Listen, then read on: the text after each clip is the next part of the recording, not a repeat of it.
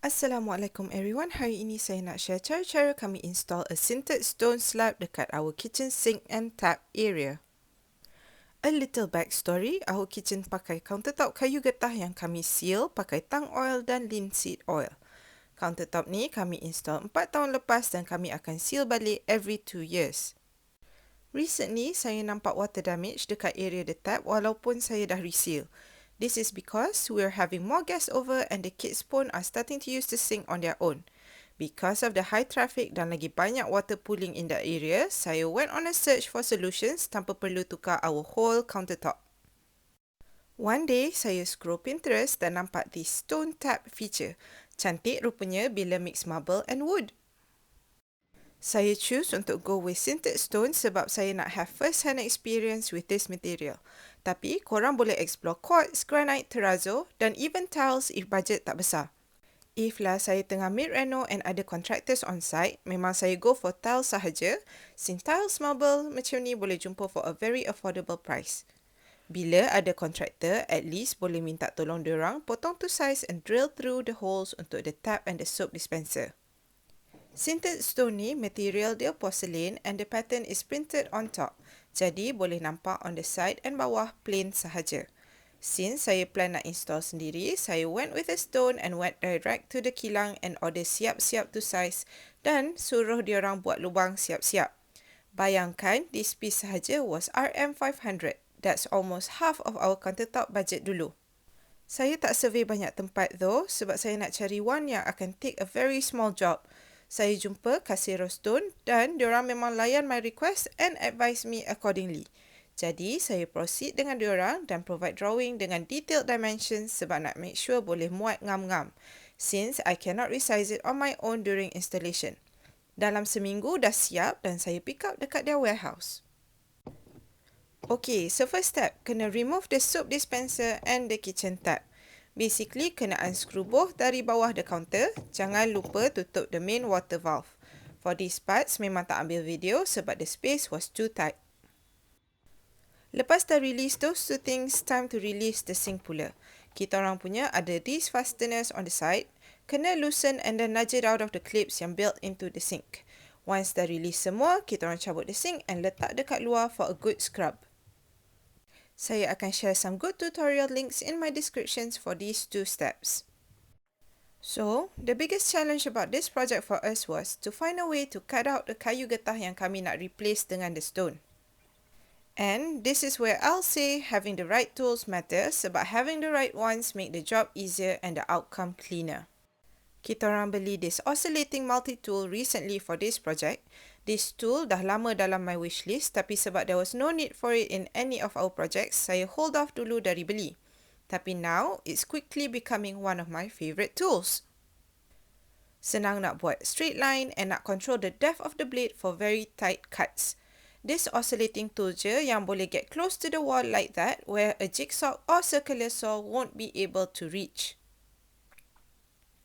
Kalau korang belum install lagi your countertop, this cut would be so easy with a circular saw. Tapi sebab kami tak nak remove the countertops, this tool was a lifesaver. In the video, kami pakai the blade attachment. Once dah make the cuts on both sides, kami wiggle to release the kayu from the sealant. Tapi bila tak berjaya, kami cut through the sealant pula.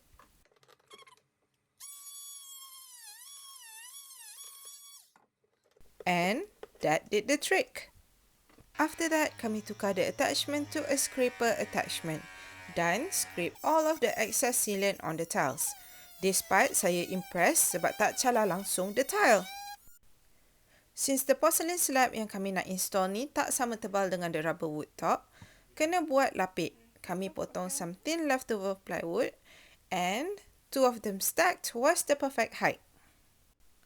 To support the plywood and the porcelain slab, kami install an additional wood support bawah the rubber wood top.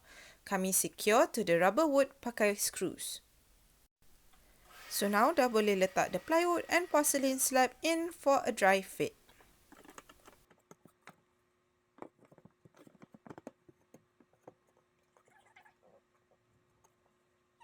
Next, saya apply some wood glue and liquid nails dekat the plywood pieces and the wooden support dan clamp down and leave for 30 minutes.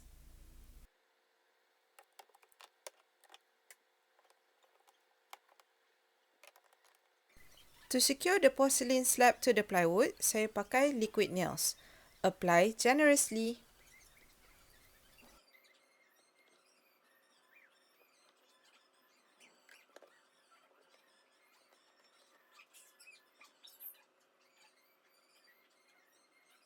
Lepas tu, saya pakai scraper to clean up keliling the slab to prep for the silicone sealant.